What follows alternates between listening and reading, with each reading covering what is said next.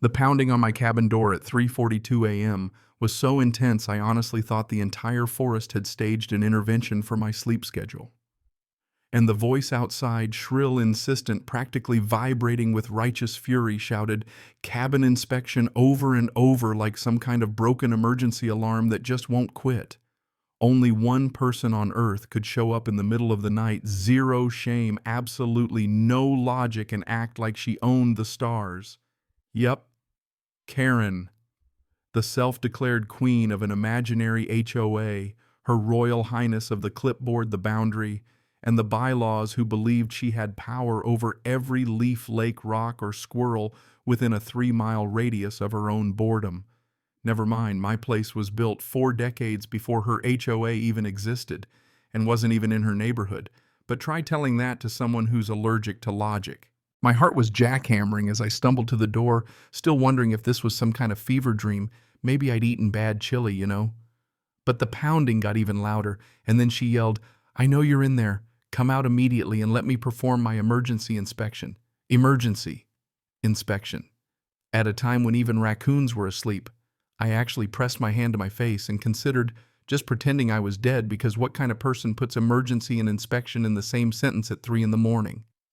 I peeked out the window, and there she was, robe covered in cartoon cats, slippers slapping with every stomp, pink hair rollers locked and loaded like missiles, and waving a flashlight around like a Jedi of justice. She screeched about possible violations, suspicious curtains, unauthorized cabin lighting, a chimney that's way too confident for its own good, and she threatened to call the sheriff if I didn't comply. Now here's the kicker. The sheriff had already warned her twice that she couldn't demand a darn thing from folks outside HOA boundaries. But Karen, she'd just invent new rules every time she lost a battle, like a video game boss who refuses to die even after the health bar's been empty for an hour. She hammered on the door again, yelling about illegal landscaping and dangerous seasonal decorations. And all I could think was the only danger around here was her grip on reality. Finally, my pulse slowed when I remembered my arrangement with the sheriff. After Karen had trespassed so many times, the county basically issued her a loyalty card. He gave me a special code phrase to text him if she ever kicked off a midnight mission, Midnight Rooster. His joke, not mine, said she crowed louder than any bird at dawn, and that humors how he survived the paperwork. So instead of answering the door, I just grabbed my phone and hit send. Not 60 seconds later, I heard tires crunch on gravel, and those beautiful red and blue lights slice through the trees. Justice right on time. Karen spun around wide-eyed immediately, yelling that she'd called the authorities herself to arrest me because my porch light offended her sense of order. The sheriff stepped out with the kind of exhausted expression only a small-town lawman facing his third Karen of the week can muster. He asked her why she was screaming in someone else's yard at 3:45 a.m. Karen puffed up like a pufferfish, declaring herself the chief rules enforcer of the community, a title she definitely invented on the spot, and accused me of obstructing justice, stealing darkness, and ruining the aesthetic peace she claimed to defend with her life. The sheriff just stared at her, really stared, like he was running through every bad career decision he'd ever made. But Karen kept rambling, insisting she could lawfully inspect any property within a 3-mile emotional radius if she felt threatened, and she had every right to confiscate my curtains because they clashed with nature. The deputy mumbled into his radio, and Karen panicked, waddling for the road, but 2 more patrol cars rolled in, blocking her escape like a bad cop show where the villain wears bunny slippers instead of a mask. They calmly informed her she was being detained for trespassing, disturbing the peace, and ignoring all previous warnings that she was not, despite the clipboards, an actual law enforcement officer. I finally opened the door, stepped out into the cool air, and Karen glared at me like I'd torched her kingdom. She demanded I admit my guilt, but the sheriff just shook his head and told her again she had no authority here, never did, and if she came back, she'd face real charges.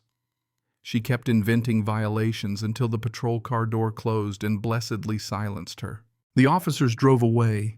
Night fell back into place, and for a minute peace returned, just the gentle sounds of the lake, the wind, and maybe a raccoon somewhere laughing at both of us.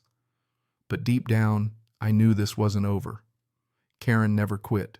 She just regrouped, got louder, invented new rules, and found a fresh reason to pound on my door. Sure enough, as the sun rose, pouring that golden light across the water, it was almost hard to believe a crazed HOA president in a robe had been pounding at my cabin like a woodpecker from hell only a few hours earlier.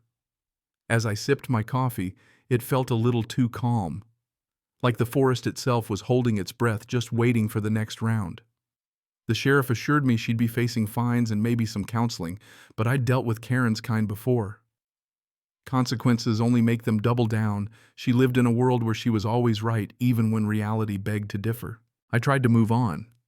Cleaned the chimney, stacked some firewood, checked the fence where Karen once claimed squirrels crossing into the HOA meant my land now fell under her rule, like she got her logic from conspiracy forums and expired neighborhood watch pamphlets. Then my neighbor Tom texted, said Karen had already called an emergency HOA meeting about the scandalous, criminally well-maintained cabin threatening suburbia.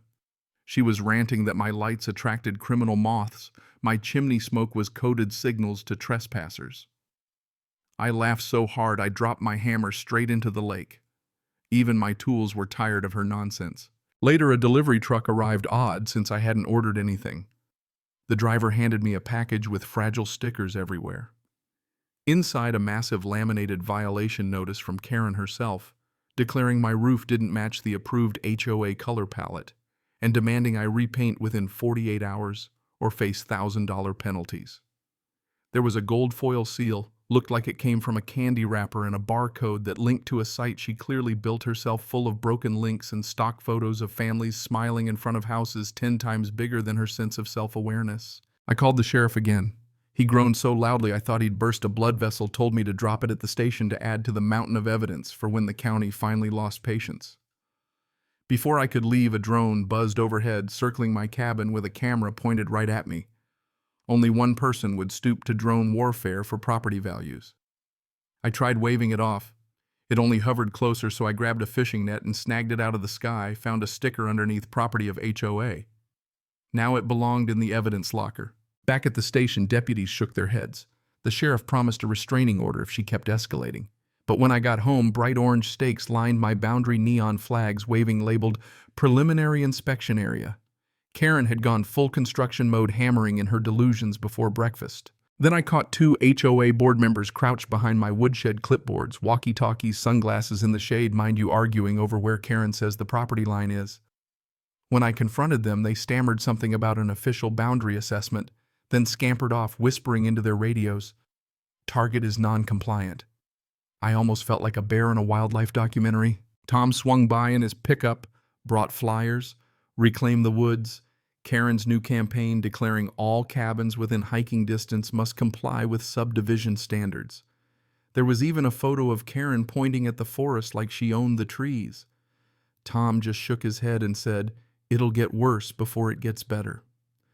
I spent the afternoon fortifying the gate, reviewing my deed, prepping for round 2. That evening, just as the sun dipped, the beeping and flashing lights started.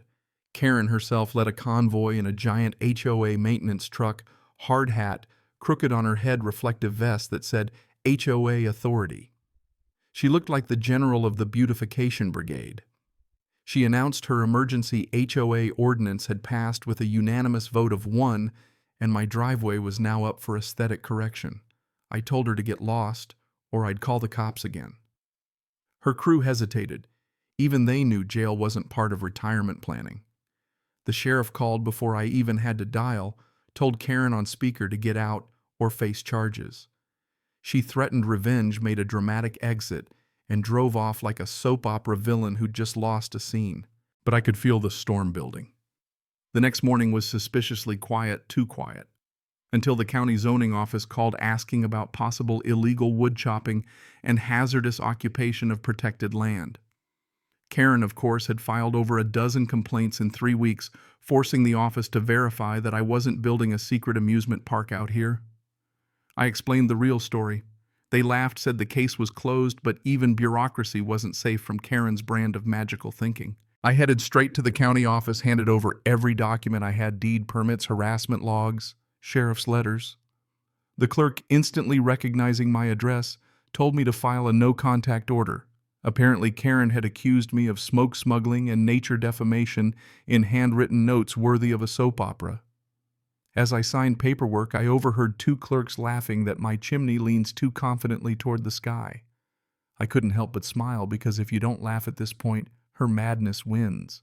By the time I got home, any flicker of hope for calm vanished. A banner, bright red letters, screamed across my gate. HOA says, "Fix this eyesore now." And underneath a blown-up photo of my cabin looking like a haunted shack from a horror flick, surrounded by pink plastic flamingos decorations Karen herself would have banned. As I ripped it all down, Karen showed up again, this time with her poor husband. She waved another clipboard, threatened constitutional outreach rights, and called me an invader squatter. Her husband tried to intervene, but she just yelled louder right up until the sheriff pulled up, warned her again, and made her leave before things got uglier. And so it went: drones, fake consent forms, volunteer task forces jumping out of the woods, contractors with cement mixers, HOA audits by people with walkie-talkies and highlighters. Every time I shut it down, called the sheriff, and added to the evidence pile. Finally, the sheriff filed for a restraining order himself. He warned me people like Karen don't go quietly. They flail, they scream, they throw everything at the wall until something sticks. He wasn't wrong.